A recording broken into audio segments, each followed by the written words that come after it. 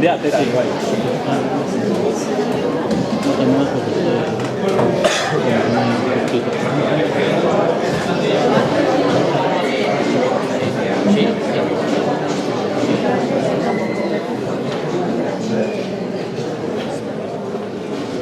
Egunon eta ongi etorri udal areto honetara etorritako guztiek.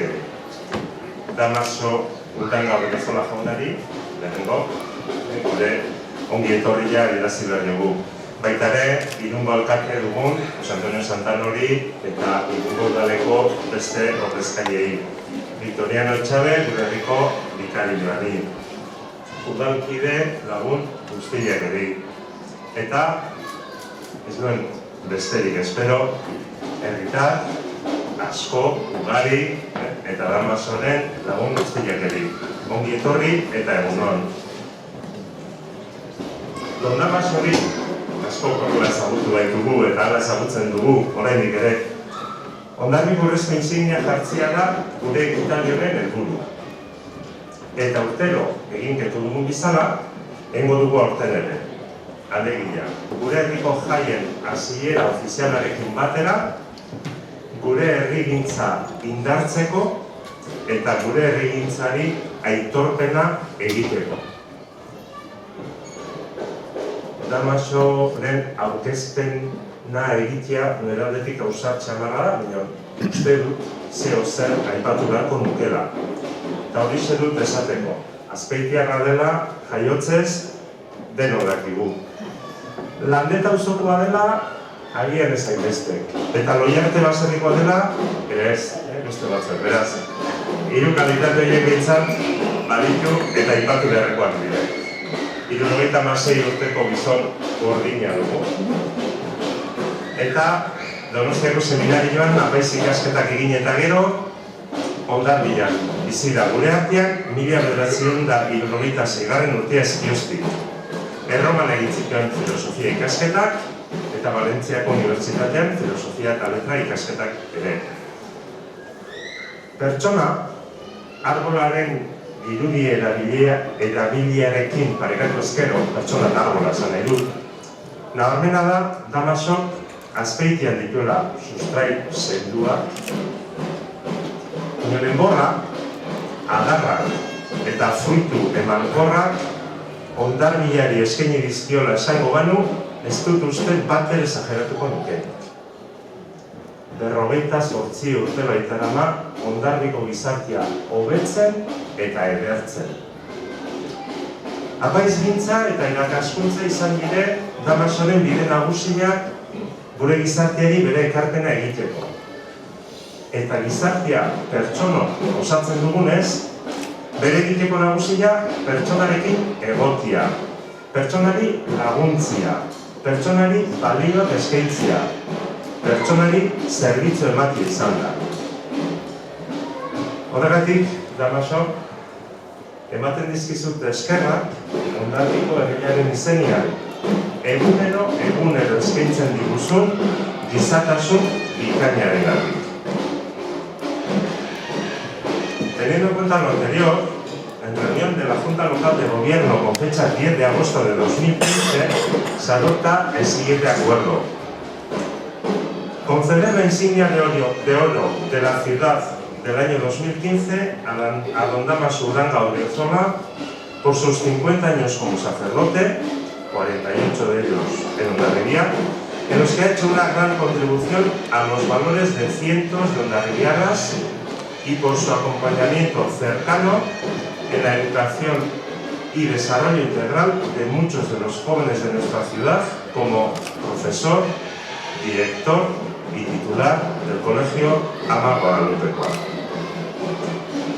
Nion ere hitzek nion gehiago balio dute Damasorekin hurbil eta estu lanian ari diren pertsonen lekukotasuna entzut. Asko dire horretan eta lotegi horretan ari diren pertsonak. Horietatik biri eskatu diegu gaur hitza hartzia. Martin Iturbe da gure lehenengo hizlaria. Eta besteak beste, hiriko urrezko insignia jasoa du 2008 urtean, eta apaizgintzan eta bizitzan bide lagun duelako. Don Martin jaunari eskatuko diogu, mesedez, hitz batzuk hemendik egitea.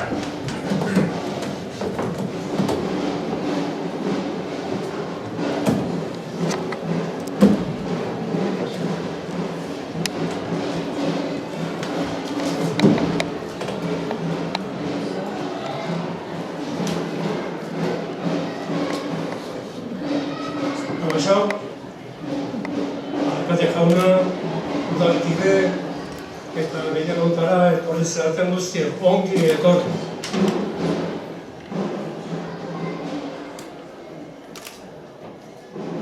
Zeinek esan gaur 45 urte hain zuzen, Hondarribiko parrokiara etorri eta sakristira sartu nintzenean, elkarri bosteko astutuz Damasoren ongi etorria jaso nuela.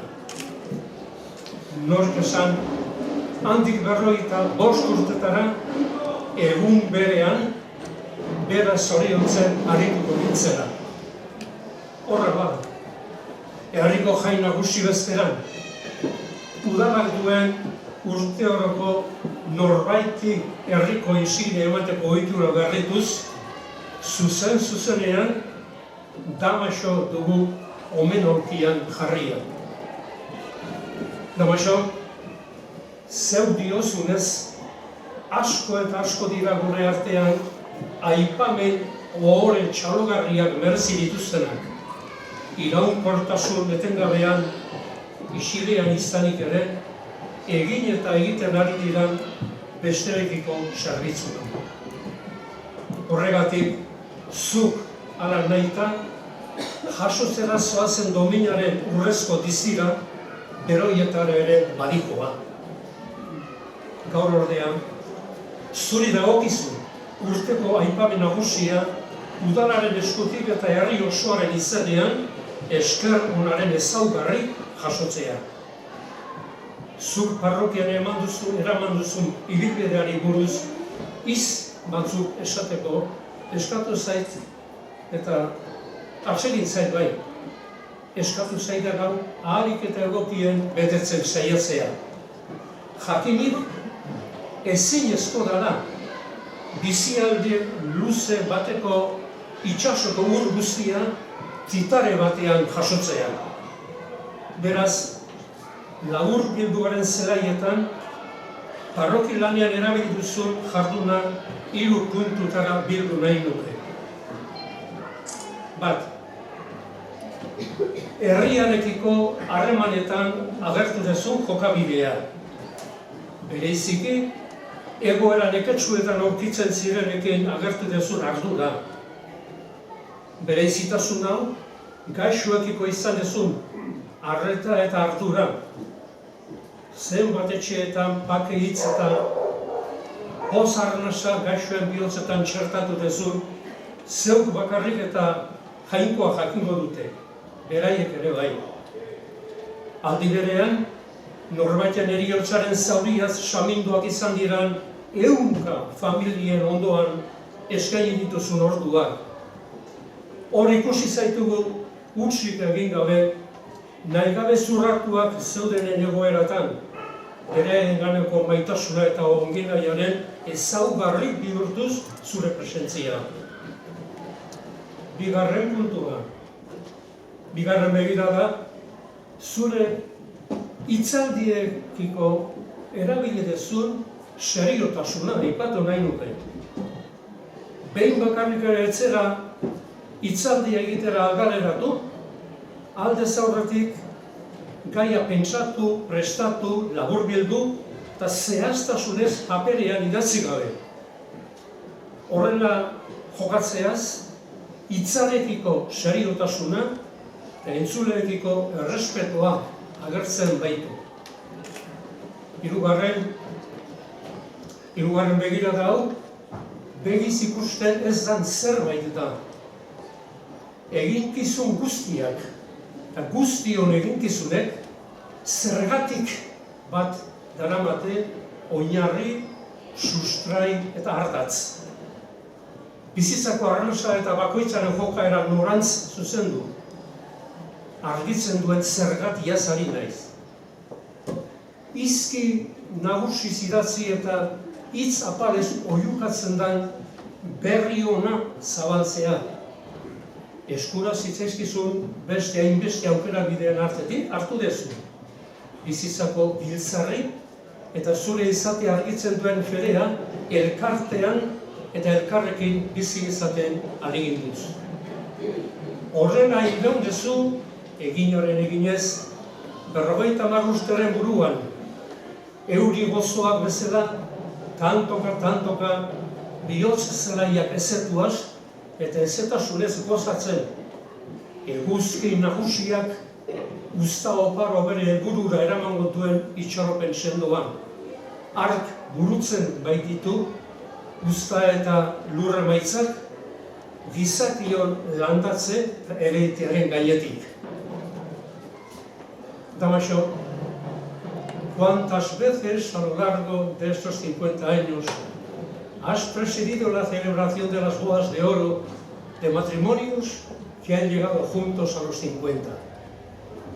Hoy te toca a ti recibir el reconocimiento de este pueblo materializado en este encuentro de la Corporación de Hondarribia, que ha concretado seguir su costumbre de distinguir cada año a una persona o colectivo que ha entregado su actividad en servicio de la comunidad. Tomo pie para mis palabras en una entrevista que se ha publicado con el siguiente encabezamiento: una vida dedicada a los demás. Quiero destacar especialmente algo que tú mismo has manifestado en esta entrevista. No diré si merezco o no, pero hay otras personas y colectivos que han hecho más méritos antes que yo. El hecho es que tu itinerario de servicio ha sido un caminar abierto a los demás, reconociendo los gozos y penas de tantas personas que han vivido situaciones de sufrimiento o tantas que tanto bien han hecho y siguen haciendo a lo largo de sus vidas silenciosamente en el más humilde servicio a los demás. De todas formas, 50 años dan para mucho en cuanto a oportunidades de ofrecer el servicio del día al día, aunque uno nunca pueda ser satisfecho pensando que hubo podido haber hecho más y mejor. Has remado en el mar de la vida y has llegado a cruzar la ciaboga número 50 sin haber soltado los remos, dispuesto a continuar para alcanzar una nueva vuelta. Y no quiero terminar sin manifestar mi gozo de haber tomado parte en la misma trainera y mismo regateo. Hemos remado en idéntica dirección, a veces con vientos favorables u oleajes adversos en ocasiones. De todas formas, hoy, por todo ello y por todo lo que estamos celebrando, felicidades, Soriona.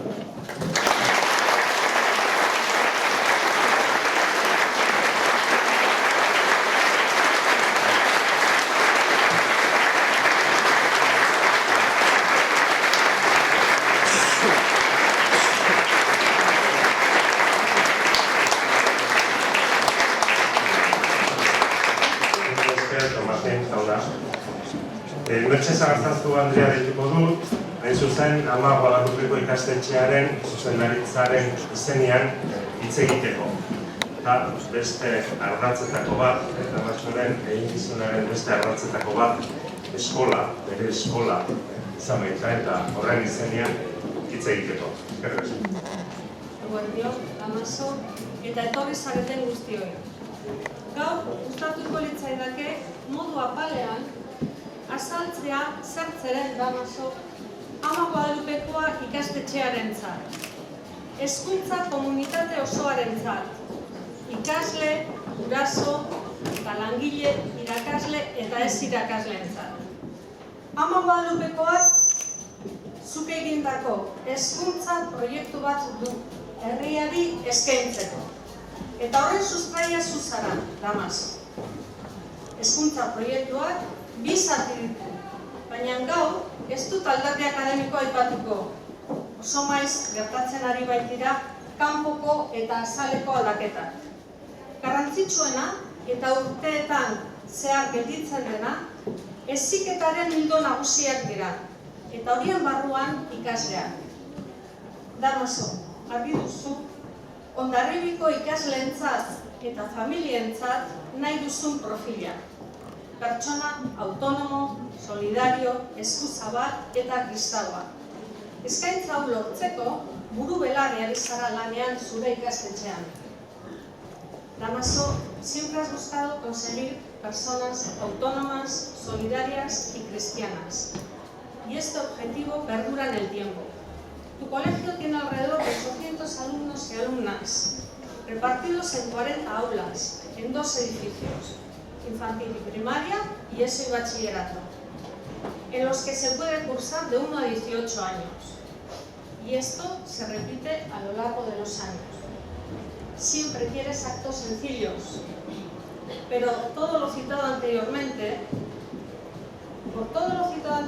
no podemos no darte las gracias. Mila esker, Damaso. Quizá el objetivo que tú has querido lograr es el más difícil dentro de la tarea educativa. Saint-Exupéry, en El Principito, esta tarea la recoge en una frase: si tu m'apprivoises, ma vie serait comme ensoleillée. Es decir, si me domesticas, mi vida sería como soleada. Tu mensaje no es domesticar, sino educar. Educar personas, educar a ser personas. Por último, quisiera expresar que es importante para nosotros, la comunidad educativa, que sepas que siempre sentimos tu protección y nos gustaría hacer partícipes de esta protección al pueblo de Hondarribia. Mila esker, Damaso, hor zaudelako.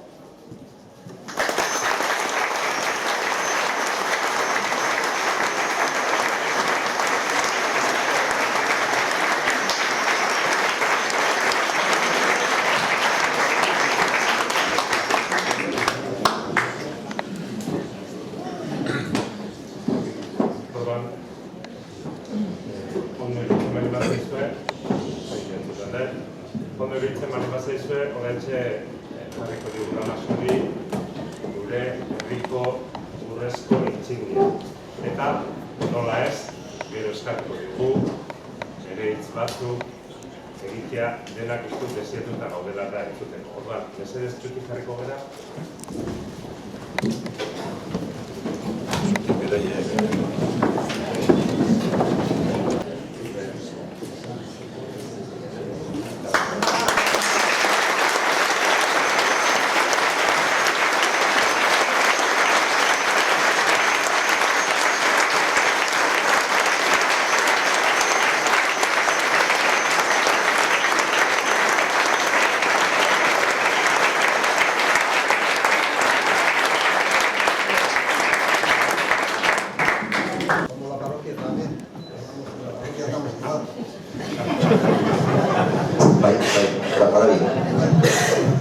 Esto ya parece mejor, anda mejor. Bueno, a mí gauza hundinek entzun ditugu, gaur esaten dien gauzak egunari dagozkienak, baina ez pentsatu bihartik aurrera beste erabatea izango da, Así que hemen esan direnak, bere neurrian hartuko dituzue noski. Eta bigarren gauza, Hondarribiek esan du, idatzi tenuela hitzaldia egiteko eta nik ez dut zu bezalako izkari horik. Martín tiene una facilidad de palabra. Beharra, Martín, beharra. Hori ez da izan, begirunea jendearentzako ez beharrak, gaur ere beharra. Bueno, ya hasita gero, dígame zutik jende ikusten dut, eta egia esan, eso me incomoda mucho. Bueno, egun orden hori lehendabizi, eta baita ere herriko alkate jaunari txoni zagarroturi, eta hemen zaudeten zinegotziei eskerrik beroenak emain nahi dizkizuet. Zuen borondatearen erabakia baita gaur egiten idaztuen opari hau. Benetan niretzat ohore handienetakoa da. Hondarribiko hiriaren urrezko insigniaren jabe egitea. Aurten ospatzen ditutan urrezko eztaiak osoki borobiltzen duen oparia. Berriro dizuet, eskerrik asko bihotzetik. Bereziki Txomi. Hau txikia zinela, 3 urte egin ezagutu zitudan, eta beti izan dituzunekin eta zure familiakin harreman estu bat. Un poco de enchufe, ya. Después de todo lo que ha dicho, izango guztiakin. Eta zuzera Mertxe, gure eskolako bigarren hezkuntzako zuzendariaren anaia. Txomi da zure anaia, ez beste gara. Gauza honak esan dituzu niregatik. Egunari dagozkionak lehenago esan dudan bestela, beste batean, beste erara hitz egingo dugu. Bai? Eskerrak Mertxe, zurengandik entzuteak poz handia eman dira. Tato Martin, badakizue zuentzat eta niretzat maila handiko gizona dela. Esan dut bere errestasuna, bere izjarioa aberatsa da benetan. Ez du ni bezala txuleta beharrik. Eta azkenean idazten hasi zen. Eta neuri lontsa ematen ziren, zergatik idazten zuen, bestela normalki, hoz askoz errezago egiten baizuen. Eskerra Martin, lagun bestela, eta beti nire maisu izan, eta izango zela bestela esan diziratun hitz ederrengatik. Eskertzen ditut bereziki osasun aldetik egin duzun eskuatzua eta aleginegatik. Eta nola ez, ondoren gaur hemen ikusten zaituztetan guztioi eta bakoitzari festaren hasieran emanez ekitaldi honera etorritzera denoi.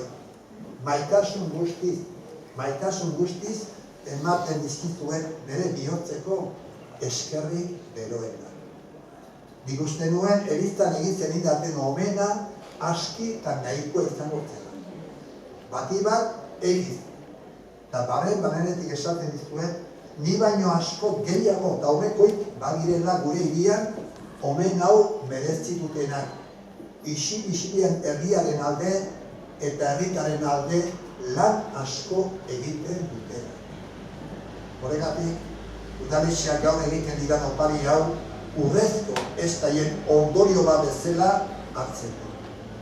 Orain jarri didaten urrezko intzini hau, Hondarribitaren intzinia den bezala eramango du. Zuekin partekin eginez, zuen abaida. Zueri esker lortu nahi du, zuek eman idaztuelako aukera eta bide zerbait on egiteko 58 urte hauetan. Hau argi eta garbi utzi nahi dizuet. Hau ez da nire intzinia, Hondarribitar guztiena baitu. Badakit, esaten ari nahizen hau, demagogiaren usain pixka bat duela, baina bihotzetik sentitzen dut eta hala esaten dizuet. No voy a hacer ningún discurso, voy a estar breve y sentido. Hay gente ahí, como os he dicho antes, que me incomoda mucho de pie. Voy a decir más o menos lo que he intentado decir en euskera. En primer lugar, agradecer de todo corazón al alcalde de esta ciudad, Txomi Sagartatu, que le conozco, como he dicho en euskera, desde que tenía 3 años y a toda su familia. Y quiero agradecer a todos sus ediles que han tenido a bien acoger la propuesta de la alcaldía de concederme la insignia de oro de la ciudad en mi aniversario de las bodas de oro. Pienso que fundamentalmente ese ha sido el motivo de esta concesión. Por méritos, creo que en honor a la verdad, dejando de lado las falsas modestias, hay muchísimas personas, mucho más anteriores a mí, en esta ciudad, que han hecho mucho bien en favor de esta ciudad y en favor de los ciudadanos, en el silencio y la sencillez de la vida cotidiana. En su día espero que tengan su reconocimiento. Y dicho esto, os tengo que agradecer de todo corazón a todos y a cada uno de los que hoy habéis venido aquí, seguro que dejando otras cosas mucho más importantes. Y esto sin vosotros no sería gran cosa. Yo quiero, aunque sea simbólicamente y sin demagogia barata, que esta insignia tenga el color del pueblo de Abertzale, porque gracias a él habré podido hacer algún bien a lo largo de estos 50 años. Así sentiré y así la llevaré con orgullo conmigo. Pero consciente de que es obra y mérito en gran parte de esta comunidad, de este pueblo, de esta ciudad, de sus ciudadanos, a quienes amo profundamente. Eguna betean egina ez kanpuan atatzeko lotxakit. Vergüenza, en la calle. Ahora me hablo ya sin chuleta. Orduara son muy sanos, muy extraños, y te dan enhorabuena, Toriona, y alguien te dice, oye, abre el periódico y te pareces Franco. Esto no puede ser. Para la fernalia mediática es lo que llevan. Pero luego me decían, oye, ponte guapo, y elegante. Decían para mí, seguro que no andamos muy para allá durante más días. Bueno, es que la bihotza denari, no quiero terminar sin decir estas líneas con las que me presentaba el día del homenaje, el día 21 de junio, un compañero amigo, sacerdote, muy conocido nuestro, porque es hijo de aquí y creo que está aquí también. Y me decía lo siguiente, y es una gran verdad: Damaso, estoy convencido, es verdad que nos ordena, que nos hace curas el obispo, pero personas adultas y curas nos ha hecho la gente. Convencido de esto, Nerez Toriona os da a las dos caras de la moneda, porque el cura sin pueblo, sin comunidad, no sé lo que es. Y la comunidad y el pueblo sin el cura, tampoco. Eskerrik asko denoi. Jaiak ondo.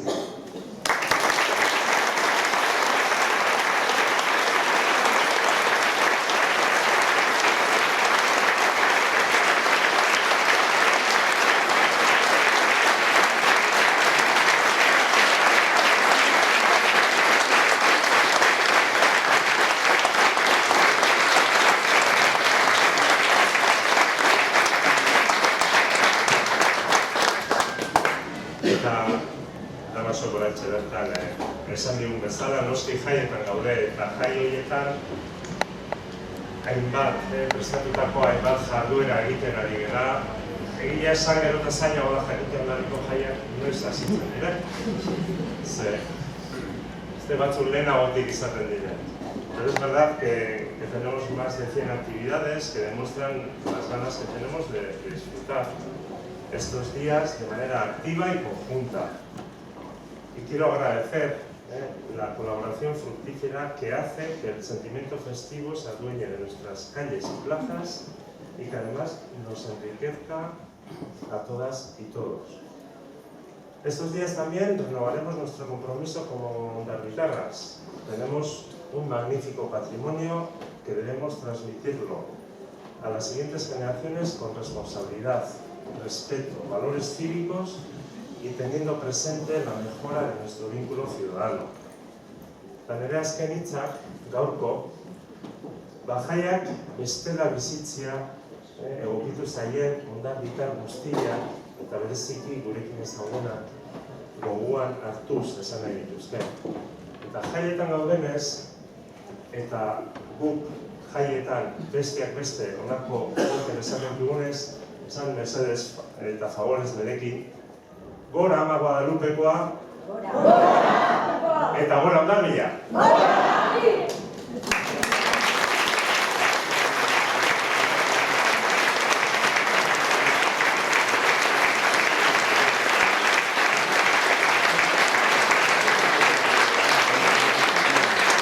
Azken hitza, ez da sekula esan behar. Azken hitza da, gero, pixka bat libratzen denean, pintxo txiki batzuek eta koparen bat hartzeko aukera izatea. Orduan, mesedez, orain minutu batzuetan pixka bat txukunduko da, eta gonbidatuta gaude dugunetik parte hartzera. Mila esker.